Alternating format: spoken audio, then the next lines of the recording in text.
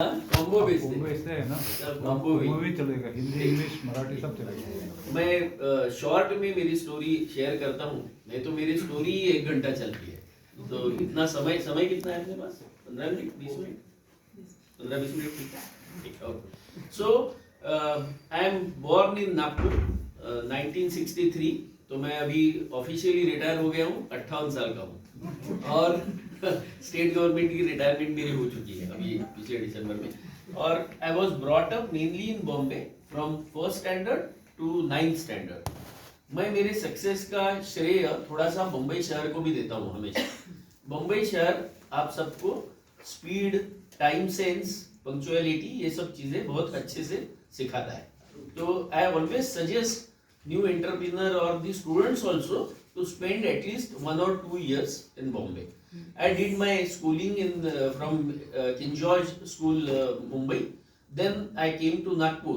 I did my BCom from Hislop College and then LLB from Law College, Nagpur. I had a small stint of 15-20 days in court also, जो मुझे पसंद नहीं आया, इसलिए मैंने court से वापस आ गया। ड्यूरिंग दीज इयर्स मैं हो सके तो I come from education dominated family, जहाँ सब लोग इंजीनियर है, सब लोग प्रोफेसर है या और कोई बड़े अहदे पे है। इस टाइप से फैमिली से मैं आता हूँ, जहाँ बिजनेस करना ये किसी ने कभी सोचा नहीं था। तो business was a new thing for me and my family. But मेरे दिमाग में बचपन से ही कुछ ना कुछ बिजनेस करने की आस थी। जैसे कि मैं 4th-5वीं कक्षा से भी कोई दिवाली की छुट्टी मैंने गवाई नहीं। तब भी मैं बंबई में था तो दादर से फटाके लाता था और हाजी अली में कॉलोनी में बेचता था। तो ये सब चीजें वहां से शुरू हुई थी, जहां मुझे पैसे कमाने की बिल्कुल जरूरत नहीं थी। लेकिन I had a flair to earn money by adopting proper ethical ways. ऐसा कुछ लंथपन करके नहीं, लेकिन काम करके पैसे कमाने की इच्छा बचपन से मुझ में थी। 10वीं कक्षा तक मैं अच्छा स्टूडेंट था, अच्छा स्टूडेंट आज भी हूँ।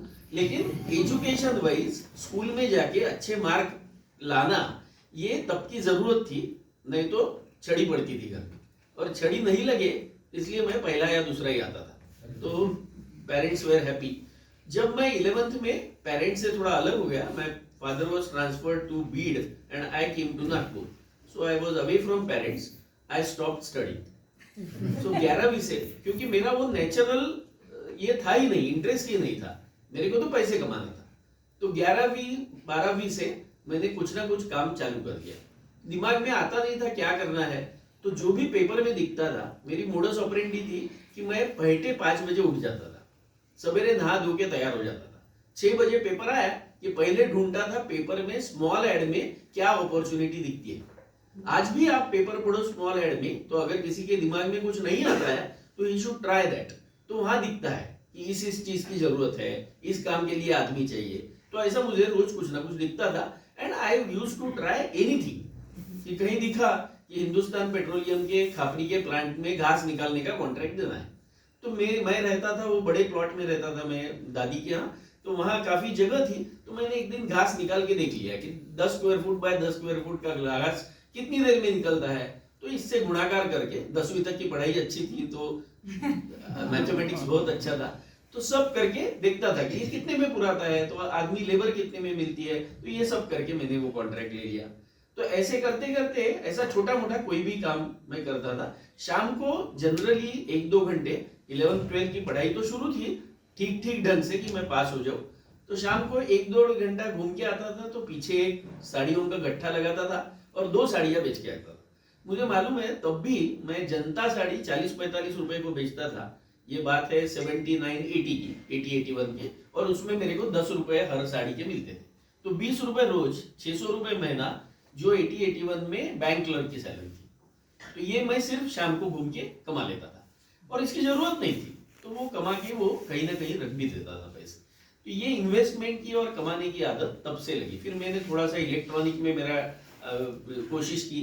तो मैं जब तब कंप्यूटर्स आए थे जस्ट, और कंप्यूटर पेरिफेरल सप्लायर नागपुर में कम थे, तो मैं और एक पुनीतम नाम के 2 आदमी थे, हम ये फ्लॉपीज और बाकी सब चीजें बेचते थे। मुंबई का कनेक्शन था तो मैं उठ के मुंबई जाता था, लेमिंगटन रोड से बैग में फ्लॉपी यहाँ लाके बेच के 2 पैसे कमाता था।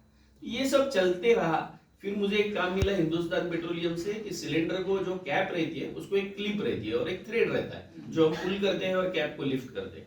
वो थ्रेड और उसको पीछे एक आइलेट रहती है, तो थ्रेड, क्लिप और आइलेट ये सप्लाई करने का काम मुझे मिला। तो इसके लिए मैंने वो मैन्युफैक्चरिंग का जुगाड़ जमाया। बम्बई में एक छोटे यूनिट वाले को पकड़ा, उसको 3 मशीन मैंने ही खरीद के दे दी और उससे वो क्लिप में बनवा के लाता था, यहाँ प्लेटिंग करके लेता था। 2 थोड़े से मनोरुग्ण टाइप के लोग थे, उनको काम दे दिया था, तो वो डोरी काट के उसको बांध के मुझे दे देती थी।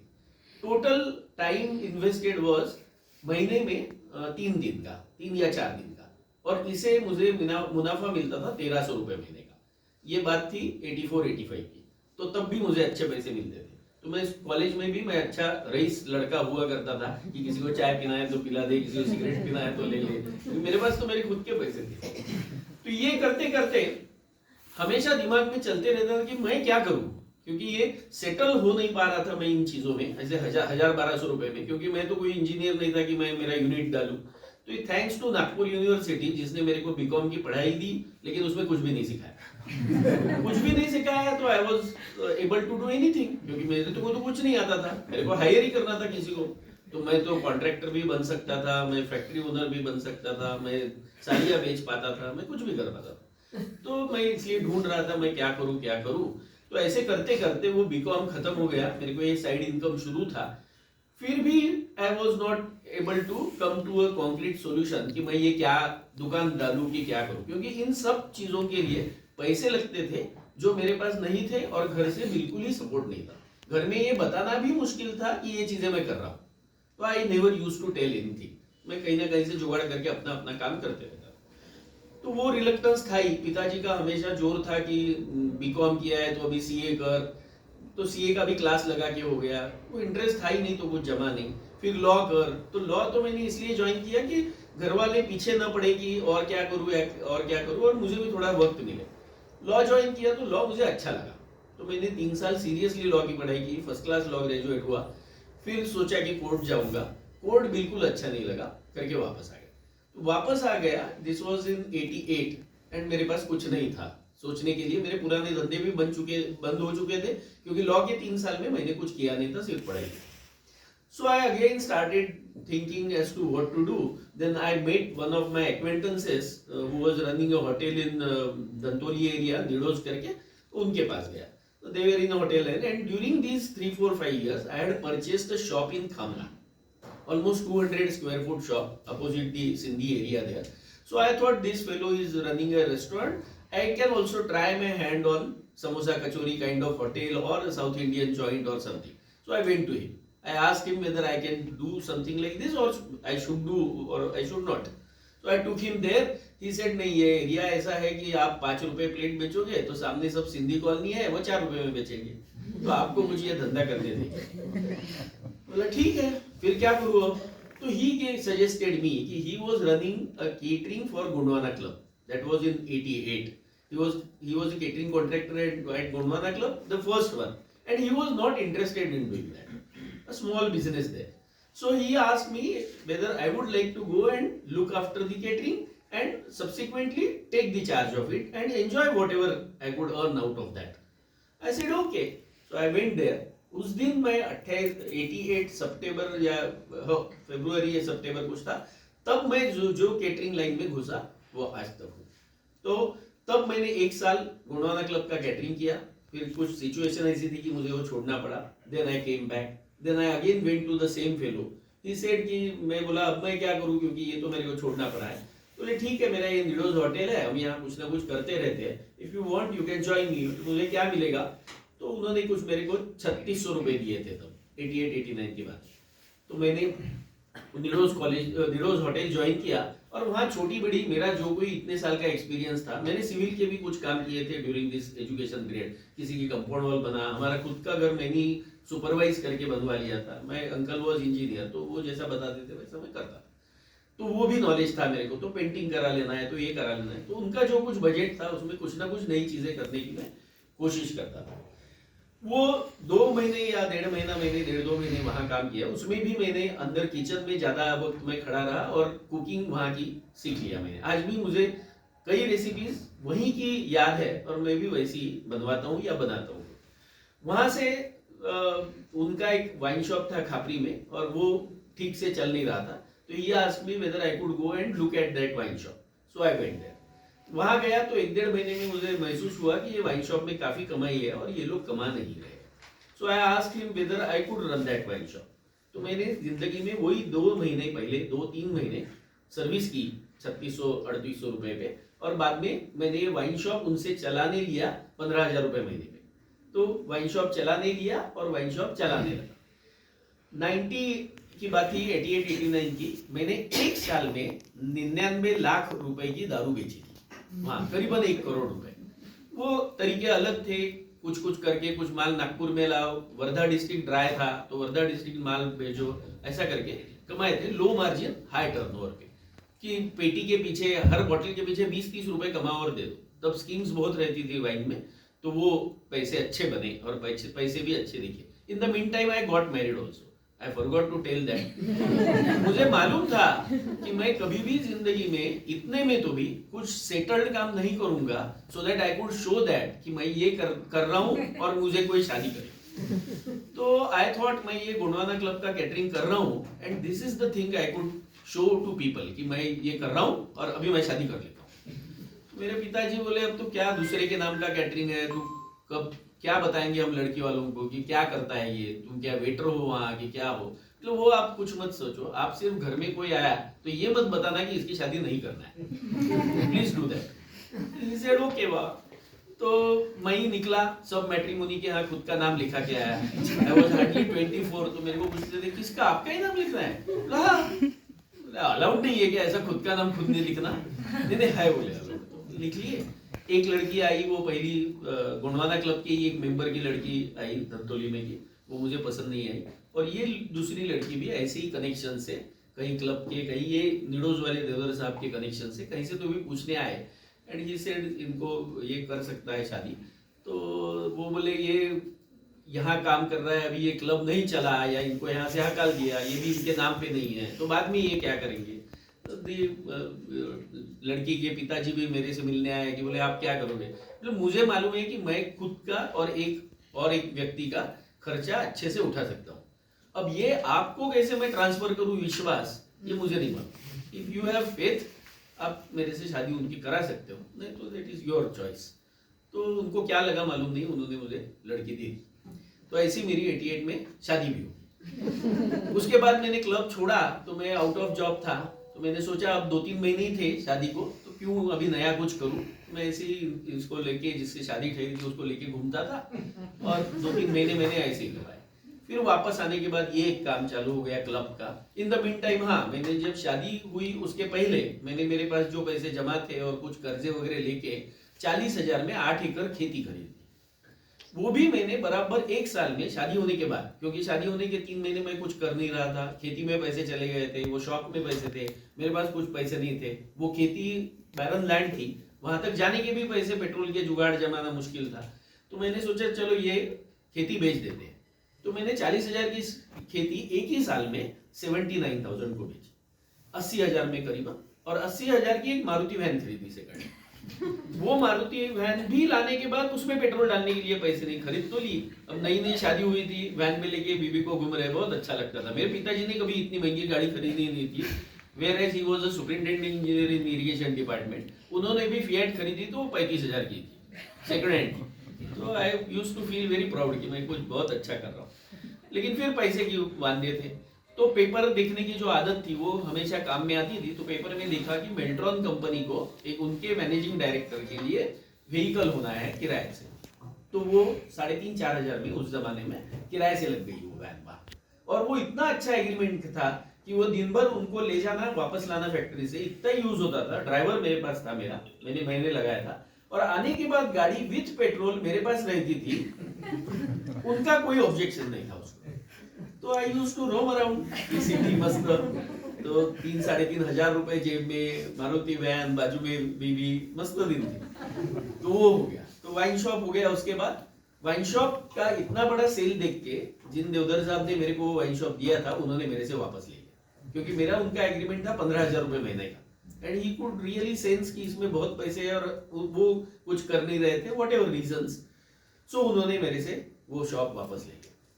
उन दिनों में 1 साल में मेरे दिमाग में ये पक्का हो गया था कि जिंदगी में कहीं पैसे है तो सिर्फ दारू में, क्योंकि मैंने इतने पैसे देखे थे 1 साल में 1 करोड़ रुपए, यानी रोज आते वक्त कैश इतनी बड़ी, क्योंकि कैश का ही धंधा था पूरा।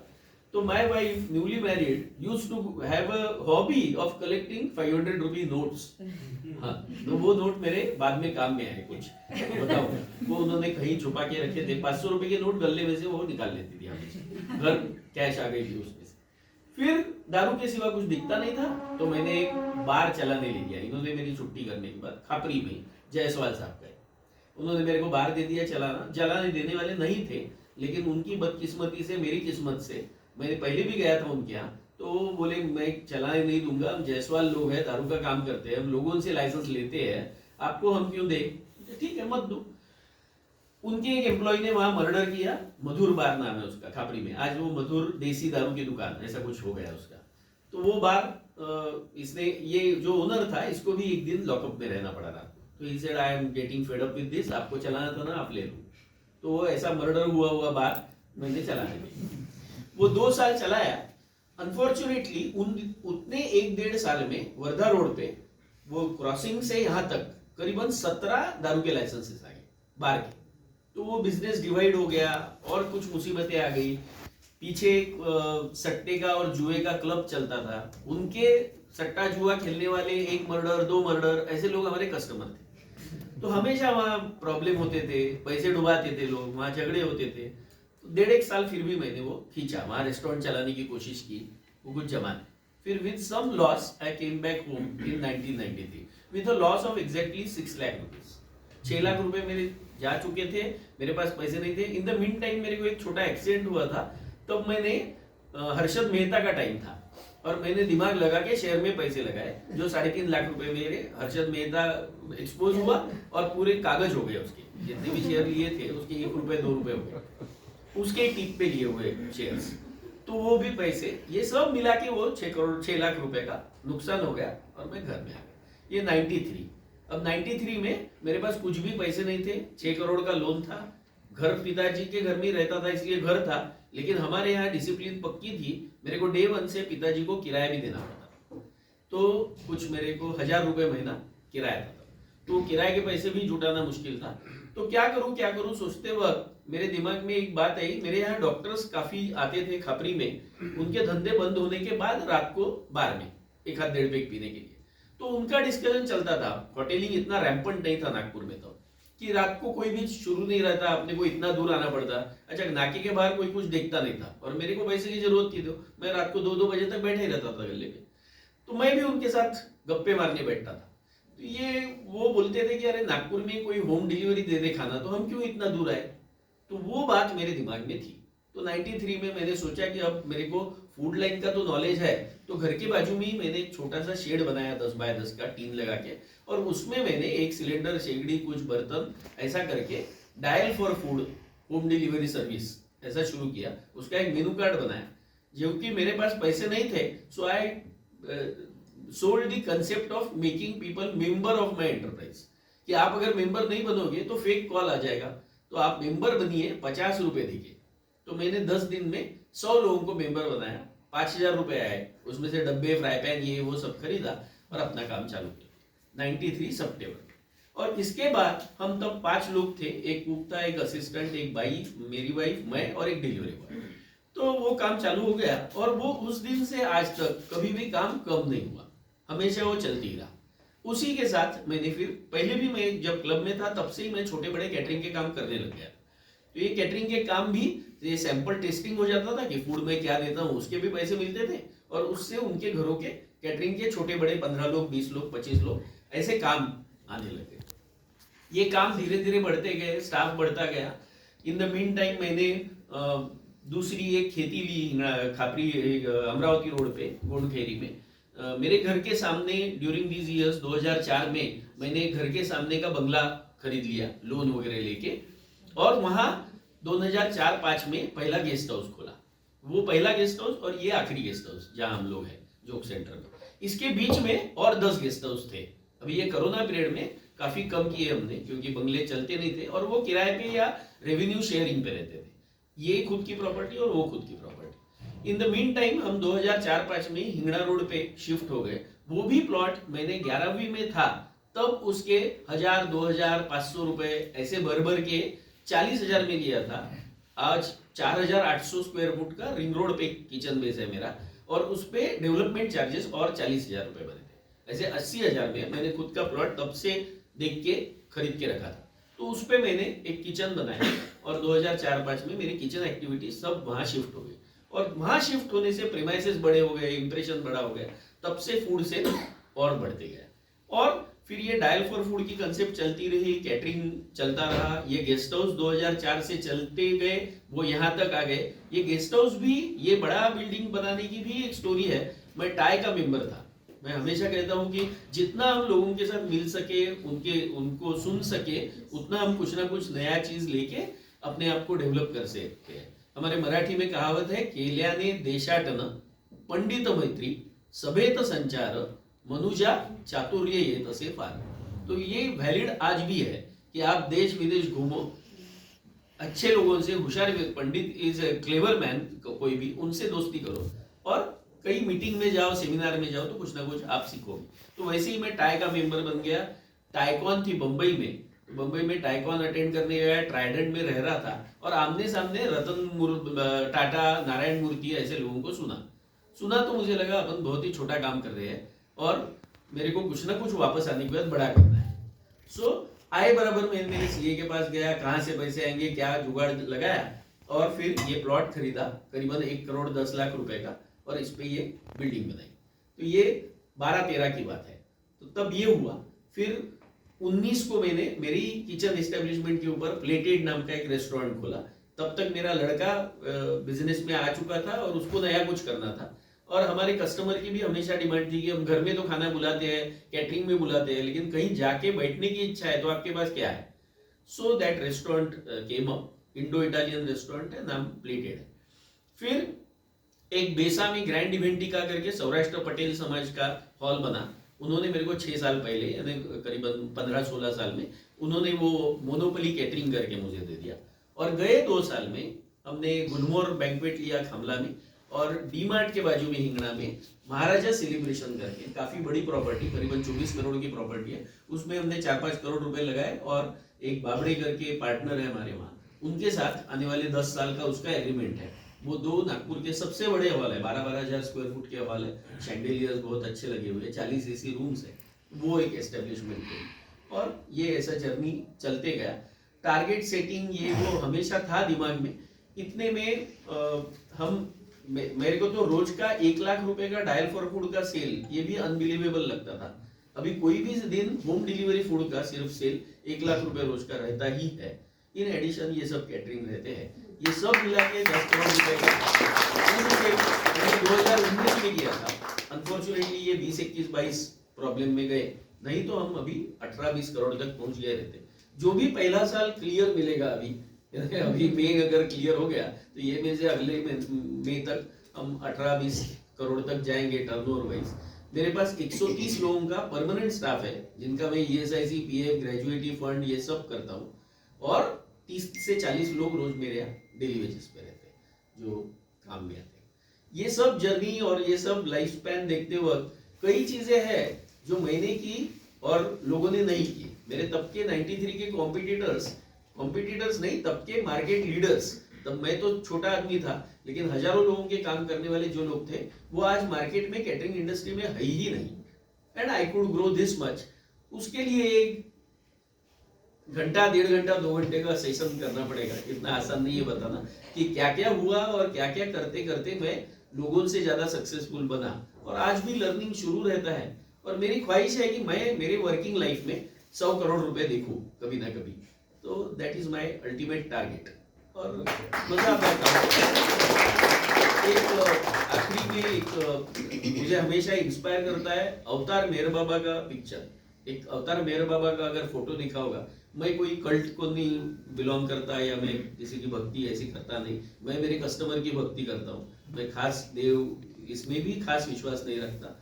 मेरा कस्टमर मेरा भगवान है, क्योंकि वो ही मुझे पैसे देता है और मेरे स्टाफ को खिलाता है। रादर मेरी तो अभी खाने की जरूरत नहीं है, लेकिन स्टाफ ग्रो करना है तो इतनी एस्टेब्लिशमेंट चलनी पड़ती है। तो मेहर बाबा के फोटो में नीचे लिखा रहता है कि happiness lies in making others happy.